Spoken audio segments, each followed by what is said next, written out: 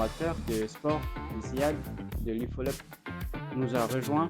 Son rôle est d'enseigner l'éducation physique et sportive aux stagiaires.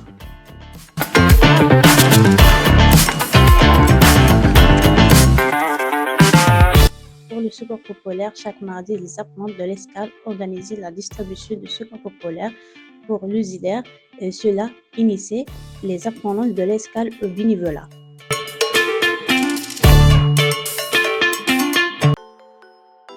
Atelier créativité. L'Escale a organisé une activité assez spéciale. Atelier créativité. Il consiste à avoir les différents types de recyclage de papier avec la création de papier recyclé et de papier mâché. Concernant le papier recyclé, nous avons d'abord pris de papier recyclé. Nous les avons découpés en morceaux, trempés dans un bac en plastique, rempli d'eau et ensuite mixés. Ensuite, nous avons remis le papier mixé dans le bac en plastique.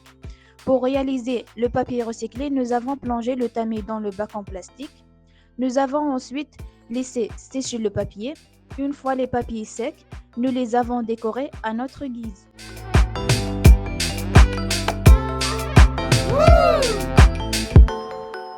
Pour le papier mâché, nous avons plongé le papier découpé dans de l'eau chaude. Une fois le papier froid, nous l'avons mixé. Ensuite, après avoir travaillé la pâte, les apprenants ont fait la forme qu'ils voulaient. Et même la colle était faite maison.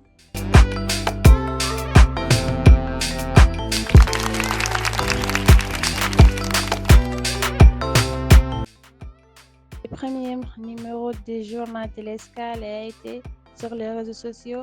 Merci pour jolis commentaires. Merci.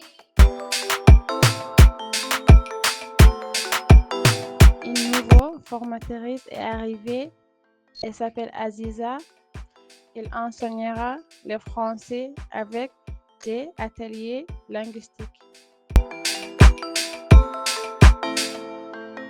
Nettoyage de l'accord. Nous avons par notre propre initiative fait un nettoyage de l'accord de l'Escale au niveau lycée avec les images.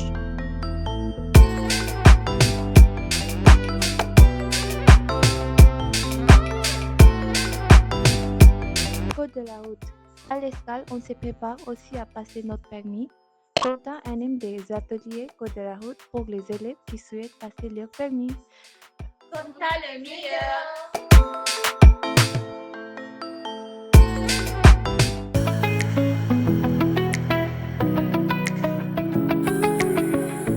En développement durable, nous avons étudié le cycle de la vie des êtres vivants. Nous avons vu la germination des graines de tomates et tomates cerises, mais également des épinards, de la coriandre dans des godets et dans des cartons d'œufs. Ensuite, nous avons appliqué le repiquage des plantules dans des pots plus grands pour qu'elles puissent se développer.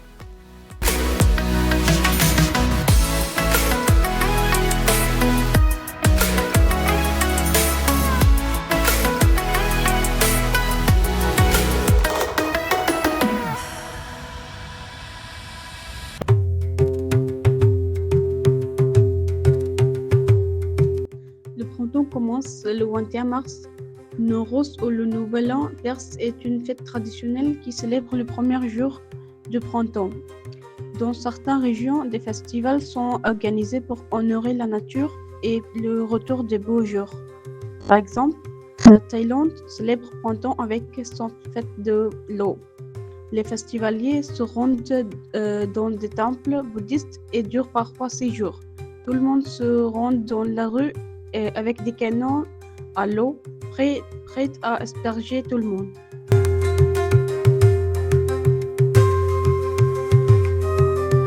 Le Pakistan célèbre le printemps avec la fête de Basant. Basant est un événement de cerf-volant de printemps au Punjab. En Amsterdam, le festival des tulipes marque traditionnellement le début du printemps en Hollande.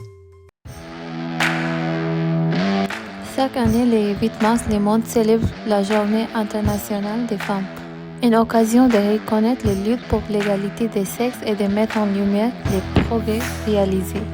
Mais cette journée est aussi un rappel des défis qui restent à surmonter pour assurer un avenir plus juste pour toutes et tous.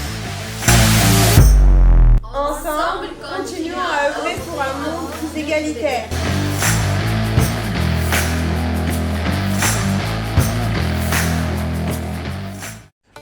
Le 30 mars, dimanche, la fête de l'Aïd a lieu. Cette fête, c'est une fête de religion musulmane qui marque la fin du mois du Ramadan. C'est l'occasion de se rassembler, célébrer et partager. Journée mondiale de la lutte contre le racisme.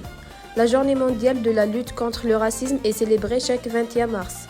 Cette journée consiste à combattre toute forme de discrimination raciale dans les pays du monde entier. Respectez toutes les personnes, peu importe leur couleur de peau ou leur origine, et soyez gentils et ouverts avec tout le monde. Ensemble, nous vivons mieux.